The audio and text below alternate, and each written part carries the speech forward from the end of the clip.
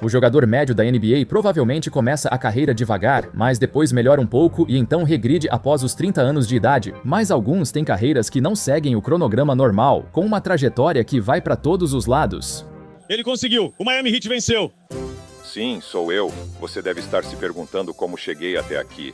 Definitivamente não é o que eles esperavam, nem o que qualquer um dos seus torcedores esperava quando eles entraram na NBA. Isso faz pensar como esses jogadores encaram o fim de suas carreiras, seja positivo ou negativo. Hoje, vamos analisar 5 jogadores da NBA com as carreiras mais incomuns que você já viu. Powell para cash cow de 3. Ele acertou de novo. Você viu a miniatura? Norman Powell, em sua 11ª temporada e quase 33 anos, vive de longe sua melhor fase na carreira. Marcando o maior número de pontos da carreira, liderando o Miami Heat em pontuação e superando expectativas, mesmo com as lesões no pé de Tyler Herro. Mas isso não é incomum. Muitos jogadores demoraram a se destacar e atingiram o auge mais tarde. Mas a questão é que toda a trajetória de Norman Powell na NBA foi insana. Desde o início, Powell entrou no draft de 2015 como veterano de 4 anos, foi escolhido por Milwaukee e trocado para Toronto, início da carreira dele. Os minutos dele eram irregulares, geralmente jogando como reserva atrás de DeRozan e depois do Kawhi. O tempo de quadra dele variava porque sempre tinha alguém à frente dele na rotação. Naquela época, Dwayne Casey e a comissão técnica não confiavam plenamente em Powell e tinham dificuldade para definir seu papel. Ele é um ala armador de 1,91 metros e nunca teve uma jogada desenhada para ele. Ele fazia pontos sozinho, cortando para a cesta ou passando despercebido pela defesa, pois ninguém o notava. Com os Raptors usando armadores baixos como Kyle Lowry e Fred VanVleet, Powell frequentemente marcava adversários bem maiores, dificultando seu trabalho. No entanto, a torcida fiel dos Raptors queria que ele tivesse mais minutos em quadra e isso acabaria acontecendo eventualmente.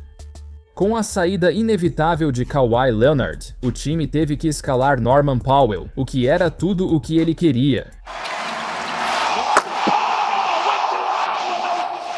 Na temporada de 2021, ele teve uma média de quase 20 pontos por jogo e jogou mais de 30 minutos por partida pela primeira vez na carreira. Em teoria, isso era perfeito para os Raptors, certo? Você tem um cara que melhorou a ponto de talvez se tornar um pilar dessa franquia por muitos anos, exceto por um problema: os Raptors estavam mal. O destaque de Powell foi ofuscado pelas lesões que dizimaram o time e pelo período pré-fechamento das trocas. Eles enfrentavam 9 derrotas seguidas quando surgiram rumores de que planejavam desmontar o time. Isso é péssimo no seu ano de destaque e o time decide desmontar tudo. Ser um jogador universitário de 4 anos tem a desvantagem de você ser mais velho. Powell, com quase 28 anos em sua melhor temporada, não era visto pelo Raptors como jovem. Achavam que ele já estava no auge e que aquela seria sua melhor fase na carreira. Então, ao saber que não teria renovação de contrato, Powell ficou desanimado. Ele disse: "Eles poderiam ter me pago como pagaram ao Gary Trent e mantido o time unido. Queria estar com meus parceiros. Agora vamos negociar para encontrar algo bom para ambos os lados." Powell disse isso após ser trocado para o Portland no fim de 2021 por Gary Trent Jr., bem mais jovem. Os Raptors optaram por renovar com ele, em vez do Powell, acreditando que o Trent, de 22 anos, tinha muito mais potencial do que o Powell jamais teve. Bem, olhando para trás, eles estavam completamente errados. Hoje em dia, Powell está jogando o melhor basquete da sua carreira, enquanto Trent está perigosamente perto de sair da NBA, apesar de ser 6 anos mais novo. Poxa, até em Portland, quando Powell mostrou que mantinha pontuação e arremessos de 3 com eficiência de elite, ainda assinou um contrato de 4 anos por 90 milhões. Os Blazers, assim como os Raptors, o consideravam um bom jogador, mas não jovem o bastante para o futuro do time, já que também estavam em reconstrução. Então, mais uma vez, Powell foi trocado na data limite um ano depois, dessa vez se reunindo com Kawhi nos Clippers. Essa troca significava que ele voltaria a sair do banco. Inicialmente, ele ficou chateado porque era óbvio que já era um jogador em nível de titular. Nos jogos em que começava como titular, geralmente se destacava e, eventualmente, acabou se tornando titular em tempo integral. Powell mostrou novamente seu potencial, mesmo que tenha levado mais tempo do que queria para deixar de ser reserva e conquistar a titularidade por mérito. Depois, foi trocado 2 vezes por não estar nos planos do time. Depois, voltou ao banco nos Clippers e novamente mostrou que merecia ser titular. Esse é basicamente o resumo da carreira de Powell. Powell sempre teve que provar que merece estar em quadra. E que melhor forma de fazer isso do que liderar uma franquia do Miami Heat desacreditada? Ainda assim, ele vive o melhor momento da carreira no basquete. Al Horford. Parece que Horford já é um veterano há uma década e praticamente tudo sobre o jogo dele é visto de forma positiva hoje em dia. Boston adorava ele pela defesa e versatilidade, e mesmo com mais idade, ele oferece tantos intangíveis que não podem ser medidos nas estatísticas. Horford só ganhou reconhecimento nacional na segunda metade da carreira. Nos primeiros 9 anos, foi a terceira escolha geral do Atlanta Hawks. Parece que faz muito tempo, mas ele era um jogador bem diferente, mesmo indo a alguns All-Star Games. Acho que a maioria esqueceu esse período dele. No começo, ele teve 2 lesões graves nos músculos peitorais esquerdo e direito, ambas exigindo cirurgias que encerraram suas temporadas. A segunda foi uma ruptura completa que interrompeu o melhor ano da carreira dele. Estruturalmente, não houve consequências permanentes dessas lesões, mas isso teve um efeito psicológico. Depois de se recuperar, Horford se tornou um jogador muito menos físico, até mesmo seus números de rebotes caíram significativamente, pois ele passou a ser mais cauteloso e a usar menos o corpo. Horford até admitiu que as cirurgias afetaram seu psicológico porque ele tinha medo de se machucar de novo. Isso nos leva aos playoffs de 2015.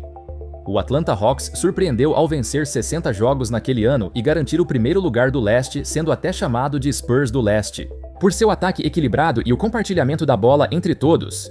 Mas quando os playoffs começaram, Al Horford foi exposto nas finais de conferência, teve uma média de menos de 5 rebotes por jogo e foi completamente dominado nos rebotes por Tristan Thompson.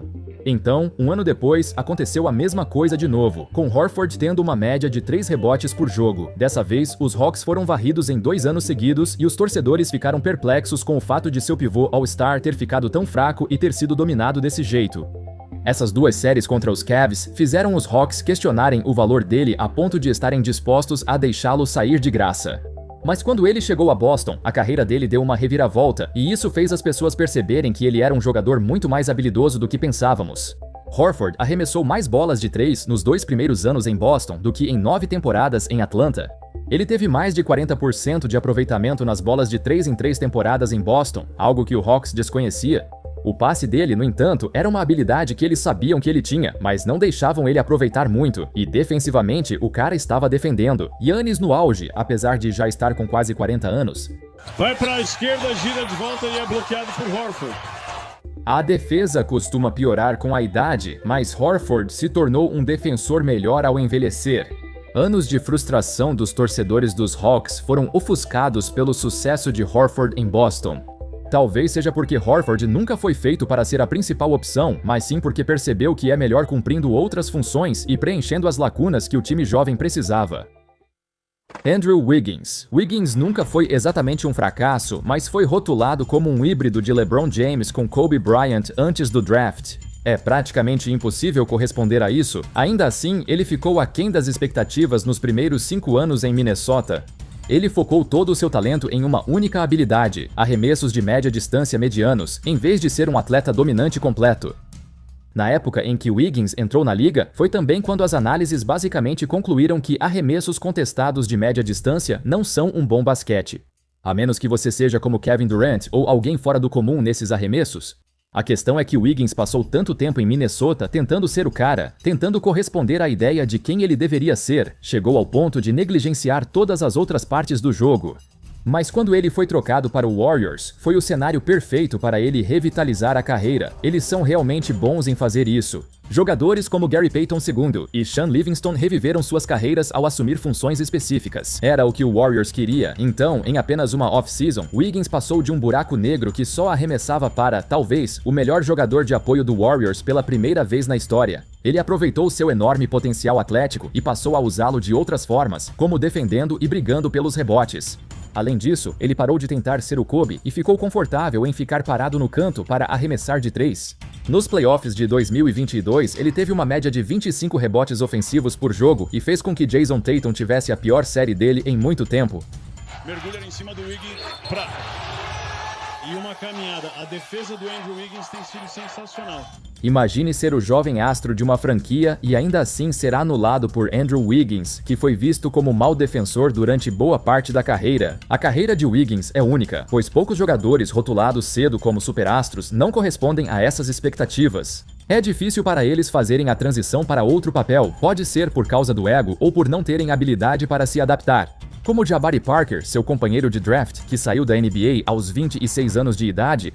Mas Wiggins não só fez a transição com sucesso, como também recebeu sua primeira indicação ao All-Star pelos Warriors.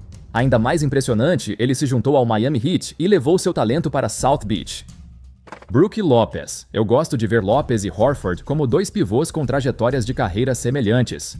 Quero dizer que ambos são mais reconhecidos na velhice, mas aí termina a semelhança.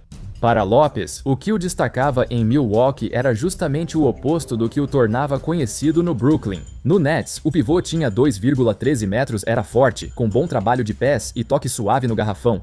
Ele não arremessava de 3, defendia mal por falta de esforço e teve 2 lesões graves no pé, a criptonita dos pivôs. Isso nos fez duvidar se um dia ficaria saudável. Mesmo assim, todos esses pontos negativos que citei desapareceram. Quando chegou em Milwaukee, ele virou defensor All-NBA, especialista em arremessos de 3 e seus problemas no pé ficaram no passado. No último ano no Brooklyn, ficou claro que ele sabia arremessar de 3. Em Milwaukee, passou de não tentar nenhum arremesso para cerca de 4 a 5 por jogo, e quase ganhou o prêmio de jogador defensivo do ano em 2023 aos 34 anos de idade. Como ele era o principal jogador do Brooklyn, não queriam que ele arremessasse da linha de 3. Não fazia parte do plano de jogo fazer isso, porém, em um cenário da NBA em constante mudança, onde os pivôs estavam evoluindo para fazer mais do que apenas jogar de costas para a cesta, Brook Lopez só tinha uma escolha: se adaptar ou ficar para trás. Ele se adaptou, ao contrário de outros pivôs tradicionais de costas para a cesta, como Al Jefferson, que não conseguiu se adaptar e saiu da liga rapidamente após perder seu toque. Lopez foi exemplo e liderou o caminho para ser o pivô ideal de hoje, encaixando-se perfeitamente ao lado de Giannis.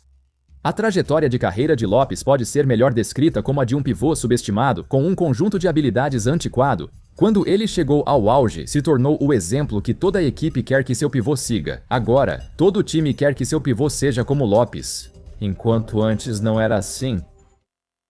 PJ Tucker. Não existe carreira que seja remotamente comparável à de PJ Tucker. Imagine ser escolhido na segunda rodada, trabalhar duro para garantir um contrato de 2 anos e depois jogar apenas 17 partidas na NBA antes de ir jogar no exterior. Os primeiros dias de Tucker na NBA foram completamente esquecidos. Como era inexistente, ninguém acreditava que ele teria chance, pois seu conjunto de habilidades não fazia sentido. O cara tinha 1,96 metros e era forte, um ótimo reboteiro, mas mal tinha habilidades para ser um armador. A maioria dos pontos dele na faculdade era feita bem perto da cesta. Mas na NBA, ele não teria chance contra pivôs de verdade. Por isso, ninguém sabia como aproveitá-lo ou encaixá-lo no time. Depois de 17 jogos, Tucker passou 5 anos jogando no exterior. Curioso que, segundo Tucker, vários times da NBA o procuraram nesse período e tentaram convidá-lo para treinos. Mas ele estava indo muito bem na Europa e era até o principal pontuador de seus times. Ele não queria sair. Os times da NBA o observavam de longe e chegaram à conclusão de que ele realmente tinha talento em nível de NBA. No entanto, Tucker deixou claro que só voltaria sob uma condição, abre aspas. Se eu fosse voltar, seria para uma situação onde eu pudesse contribuir e conquistar meu espaço para jogar. Ele não queria voltar só para esquentar o banco, ele queria minutos de verdade. Só aos 27 anos é que Tucker encontrou a chance perfeita para voltar. No verão de 2012, o Phoenix Suns entrou em contato e prometeu a ele um papel importante. Isso bastou para convencê-lo a sair da Europa e retornar à NBA, porque era isso que ele queria, minutos consistentes e reais em um elenco da NBA, não apenas tempo de lixo ou qualquer coisa assim. E logo de cara, Tucker contribuiu e rapidamente solidificou seu lugar como titular. Na época, lembro que todos ficaram surpresos porque esse cara surgiu do nada e ninguém o conhecia. Alguns até achavam que ele era um novato de 27 anos ou algo assim, mas ele não tinha o jeito de um novato. Tucker personificava um veterano calejado, um homem feito que já conhecia todos os detalhes do jogo, e ao longo dos anos, ele cumpriu um papel que poucos jogadores do seu tamanho conseguem. Os Suns e outros times se interessaram por sua capacidade de marcar várias posições. Além do seu rebote forte e da capacidade de sair para acertar bolas de 3 quando necessário, Tucker oferecia vários intangíveis reunidos em um só jogador e, o mais importante, todos adoravam sua garra.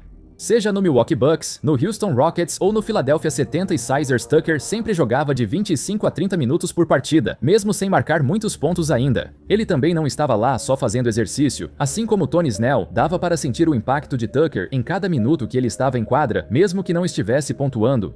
A trajetória da carreira de Tucker é única. É raro um jogador sair da liga tão cedo, depois voltar 5 anos depois e ainda jogar mais 12 anos depois disso. Será que o Raptors subestimou o talento dele ou seu jogo era avançado para a época? Se tivesse sido draftado em 2013, será que teria achado espaço na NBA mais cedo? É impressionante ele ter ficado na liga até quase os 40 anos. Ainda mais impressionante para uma escolha de segunda rodada que poucos achavam que teria nova chance na NBA.